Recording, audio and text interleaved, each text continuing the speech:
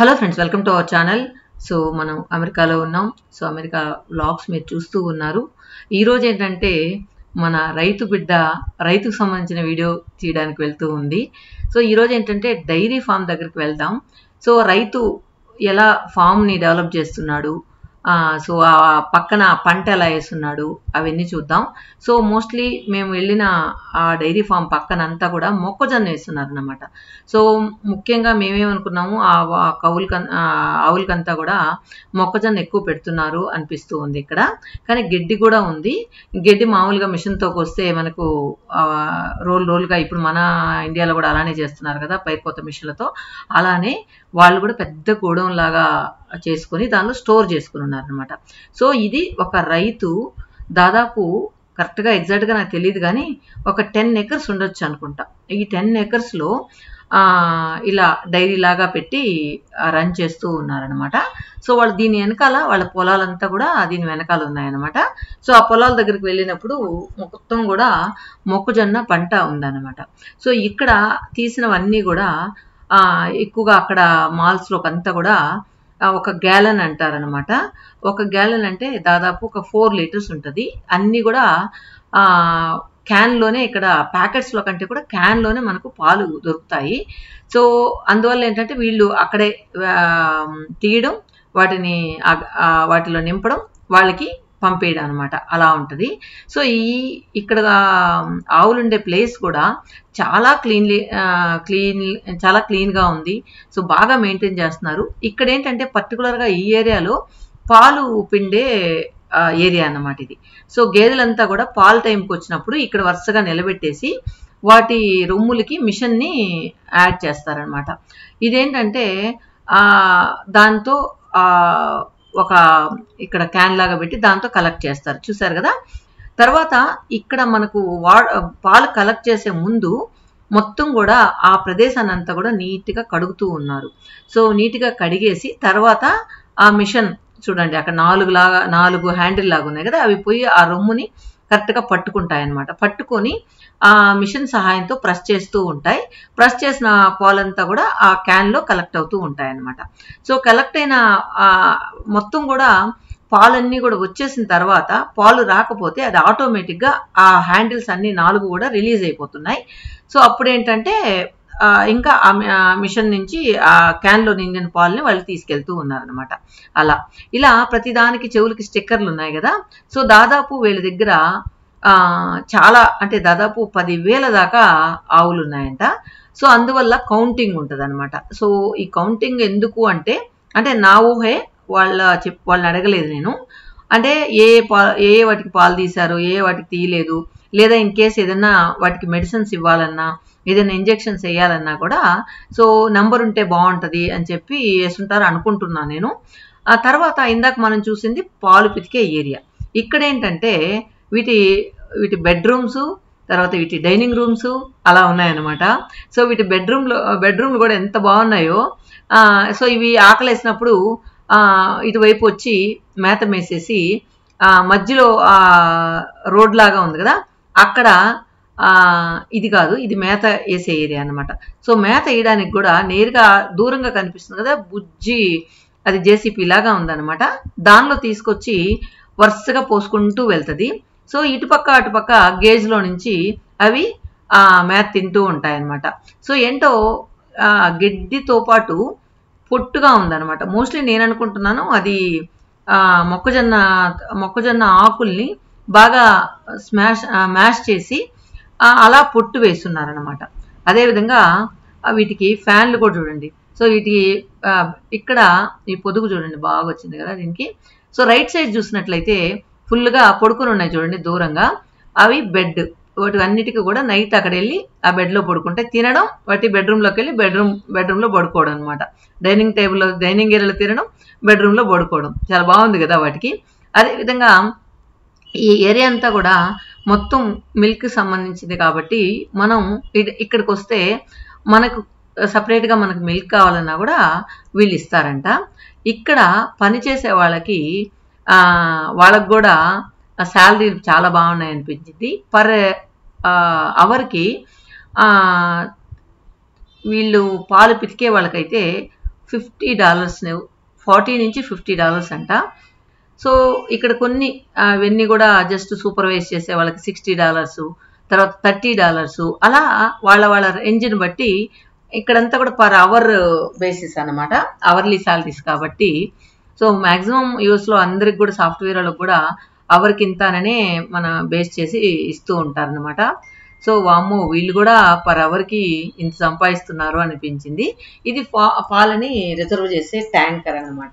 So ఇక్కడ నుంచి ఎదురుగా కనిపిస్తుంది కదా, సో వీటన్నిటికుండా మనకు ఫిల్ చేసేదానికి మిషనరీ అంతా కూడా వీళ్ళ దగ్గర ఉందన్నమాట. ఏంటంటే ఎక్కువగా ఇక్కడ లేబర్ తక్కువ, మిషనరీ ఎక్కువ, ఓన్లీ ఆపరేటర్స్ మాత్రమే ఉంటారనమాట. సో మనకైతే ఎక్కువగా మిషనరీ వాడడం కాబట్టి మనకు ఇది కూడా ఎక్కువ అయిపోతూ ఉంటుంది. ఇప్పుడు పల్లెటూరులో కూడా మనం తీసుకున్నట్లయితే మా ఊర్లో మేము చిన్నప్పుడు ప్రతి ఇంటిలో గేదెలు లేకుండా ఉండే ఇల్లే లేదన్నమాట. అదేవిధంగా లేబర్ కూడా మనకు బాగా దొరుకుతూ ఉన్నారు. ఇప్పుడు దాదాపు 75% అందరూ కూడా గేదెలను తీసేశారు, ఓన్లీ 25% మాత్రమే ఇప్పుడు ఉన్నాయన్నమాట. సో ఎందుకంటే దాన్ని మెయింటెనెన్స్ చేయడం కష్టం, దానిలో వచ్చే ఆదాయము రైతుకి కరెక్ట్గా సరిపోవట్లేదు. అందువల్ల ఏంటంటే ఈవెన్ పని వాళ్ళు కూడా సహకరించట్లేదని చెప్పి అందరూ కూడా తీసేస్తూ ఉన్నారు. సో ఇంకా రాబోయే రోజుల్లో ఇంకా మనం గమనించినట్లయితే మా ఊర్లో ఒక గేదె కూడా ఉండదు. ఇప్పుడు కూడా ప్యాకెట్లు అమ్మడం స్టార్ట్ చేశారనమాట. సో ఎవరికైనా ఎమర్జెన్సీ అయితే పాల ప్యాకెట్లు కూడా మా ఊర్లో దొరుకుతూ ఉన్నాయి. అంతకుముందు పాల ప్యాకెట్ అంటే ఎలాంటిదో వాళ్ళకి తెలియదు, అలాంటిది ఇప్పుడు ప్యాకెట్స్ కూడా మా ఊర్లో కూడా వచ్చేసాయి అన్నమాట. సో అలా కనుమరుగైపోతూ ఉన్నాయన్నమాట. సో ఓన్లీ మనం ఇక్కడ ఇలాంటి ఫార్మ్స్ ద్వారా తీసుకోవాల్సిన మిల్క్ తప్పితే ఇండివిజువల్గా మనకు దొరకట్లేదు అనమాట, అలా అయిపోయింది. సో ఇక్కడ మామూలుగా ఏంటంటే ఈ బిజినెస్లో కూడా చాలా సంపాదించిన వాళ్ళు ఉన్నారు. ఈవెన్ మన ఇండియా వాళ్ళు కూడా వెళ్ళి అక్కడ ఫార్మ్స్ పెట్టిన వాళ్ళు కూడా ఉన్నారంట. కానీ మాకు లక్కీగా లక్కీ అని చెప్పలే, అన్లక్కీగా అలాంటి వాళ్ళు దొరకలేదు. సో మేము నయగారా నుంచి వస్తూ ఉంటే నాకు చాలా ఇష్టం ఆ రైతు కుటుంబంతో ఇంటరాక్ట్ అవ్వాలని, కానీ నాకు ఎక్కడా కూడా అవకాశం దొరకలేదు. మోస్ట్లీ అక్కడ ఉన్న వాళ్ళైతే ఎప్పుడైనా అలా వెళ్తూ ఉంటే ఎప్పుడో ఒకసారి దొరుకుతుందేమో అవకాశం. నాకేంటంటే చాలా ఎగ్జైట్మెంట్గా ఉండింది. రైతులు అంటే ఎలా ఉంటారు, అక్కడ ఏమేం చేస్తారు, వాళ్ళ పద్ధతులు ఏంటి, అవన్నీ కూడా తెలుసుకోవాలనుకున్నా. కానీ ఎక్కడ కూడా మనం ప్రైవేట్ ప్రాపర్టీలో అడుగు పెట్టడానికి లేదు. ఇదంటే ఫామ్ కాబట్టి మనం లోపలికి వెళ్ళొచ్చు అంట, కానీ మామూలుగా అయితే ప్రైవేట్ ప్రాపర్టీలో మనం వెళ్ళాలంటే చాలా స్ట్రిక్ట్గా ఉంటారంట. అందువల్ల మేము ఎక్కడా కూడా ధైర్యం చేయలేదు. ఇక్కడ ఏంటంటే జస్ట్ వీళ్ళంతా ఏంటంటే చిన్న చిన్న షాప్స్కి అలా వేసేవాళ్ళంట. అందువల్ల వాళ్ళు ఏంటంటే ట్రక్ తీసుకొచ్చి దానిలో పర్ డే ఎన్ని లీటర్స్ కావాలో అన్ని లీటర్స్ తీసుకెళ్తూ ఉన్నారు. సో ఇక్కడ ఒక అతను ఉన్నాడు కదా, ఇతనికి పర్ అవర్ $50 అంట. సో తను పాపం చాలా ఓపిక్గా, సో మా వారికి ఏంటంటే ఇవన్నీ కూడా చాలా ఇష్టం. సో చాలా ఓపిక్గా అన్ని మనం అడిగిన క్వశ్చన్స్ అన్నిటికి కూడా ఓపిక్గా రిప్లై చేశారు. సో ఏమేమి అడిగారు మా వారు, నేనైతే దగ్గర లేను, నేను జస్ట్ ఇవన్నీ కూడా షూట్ చేసుకుంటూ ఉన్నాను. మరొకసారి చూడండి, మధ్యలో ఈ ఏరియాలో ప్యాడ్ వేసినప్పుడు ఆ ప్యాడ్కి ఒక థ్రెడ్ లాగా ఉందన్నమాట. ఆ థ్రెడ్ పైన ఒక మెష్ లాగా ఉంది. దాంతో ఒక ట్రక్కు లాగుతూ ఉంటే ఆ ప్యాడ్ అంతా కూడా కలెక్ట్ అయిపోతూ ఉందంట. సరే, ఒక మిషనరీతో చేసేది చాలా ఈజీ. సో జస్ట్ ఆ రోడ్లోనే ఏదైతే జస్ట్ పాత్వే ఉందో ఆ పాత్వేలో మాత్రమే అవి ప్యాడ్ వేస్తున్నాయి. ఎక్కడంటే అక్కడ వేయట్లేదు. మీరు గమనించినట్లయితే ఈ పాత్వేలకు వచ్చే ప్యాడ్ వేస్తున్నాయి. ఎదురుగా తినే దగ్గర కానీ అది పడుకునే బెడ్ మీద కానీ ఎక్కడ కూడా మనకు పేడ కనిపించలేదు అనమాట. సో ఈ ఏరియాకి వచ్చే పేడ వస్తున్నాయి. అందువల్ల ఏంటంటే వాళ్ళకి ఈజీగా ఉందన్నమాట క్లీనింగ్ కూడా. సో మొత్తానికి దాంతో ఆ థ్రెడ్తో లాక్కొని వచ్చేసి ఒక హోల్ ఉంటుంది. ఆ హోల్ నేను లాస్ట్ వీడియోలో కూడా చూపించాను కదా, అలా హోల్ ఉంటుంది. ఆ హోల్లోకి తోసేస్తాయి. కొంతమంది ఏంటంటే అక్కడ వచ్చిన ప్యాడ్ని గ్యాస్గా కూడా కొన్ని ఫార్మ్స్ తయారు చేస్తాయి. కొన్ని ఫార్మ్స్ డైరెక్ట్గా వాటిని ఎరువులు వేసుకోవడం అలా. వీళ్ళేంటంటే ఈ పర్టికులర్ కొన్ని ఫార్మ్స్ ఉన్న వాళ్ళు ఏంటంటే వాళ్ళకి వ్యవసాయ భూమి ఎక్కువ ఉంటుంది కాబట్టి ఈ పేడనంతా కూడా వ్యవసాయానికి వాడతారు. లేని వాళ్ళు ఏదైనా గ్యాస్ లాగా తయారు చేస్తారు. అదైతే ఇక్కడ లోపల ఉందేమో నేను గమనించలేదు, మోస్ట్లీ ఇక్కడ నాకు కనిపించలేదు అనమాట. సో ఇతను చూడండి అతను మేము అక్కడికి వెళ్ళంగానే కొన్ని ఆవులు ఇలా వస్తే అప్పుడు మనుషులు చూసి వస్తున్నాయి ఆవులు అని అడిగితే కాదు మనం ఏమైనా పెడతామని వస్తున్నాయి అని చెప్పి చెప్తూ ఉన్నాడు అనమాట. వీటికి ఫుడ్ కూడా ఏదో అలా వేసేసి అలా ఇది చేయకుండా టైం టు టైం వేస్తారంట. సో అది అయిపోగానే మళ్ళీ వేస్తారనమాట. ఒక పర్ డేకి 2 times కానీ 3 times కానీ అలా వేస్తారనమాట ఫుడ్ కూడా.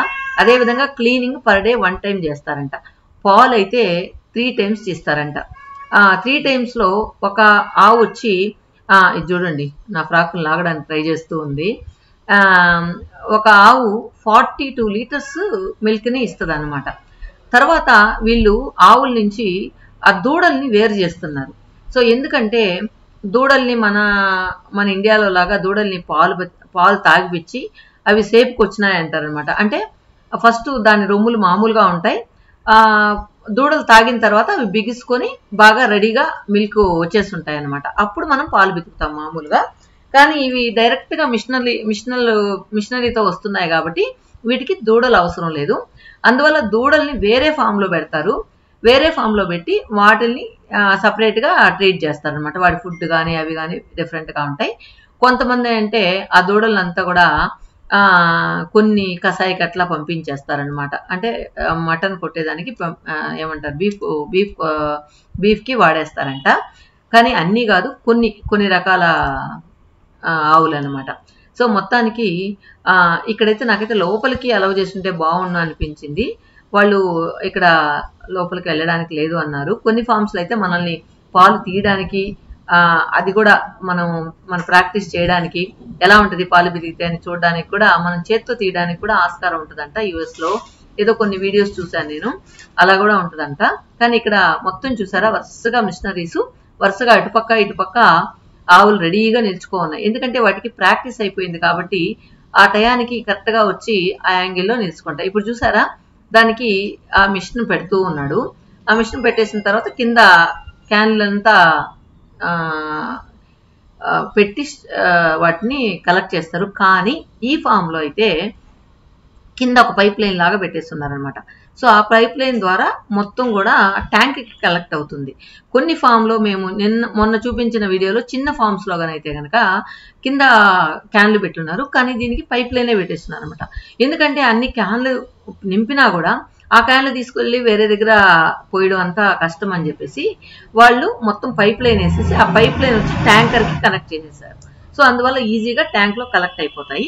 సో పర్ డే 3 times తీస్తారు కాబట్టి ఫస్ట్ టైం తీసిన పాలు మళ్ళీ ఆ గ్యాలెన్ అంటారు కదా దానిలో నింపేసి పంపిస్తూ ఉంటారు అనమాట. మాల్స్కి అన్నిటికి పంపిస్తూ ఉంటారు.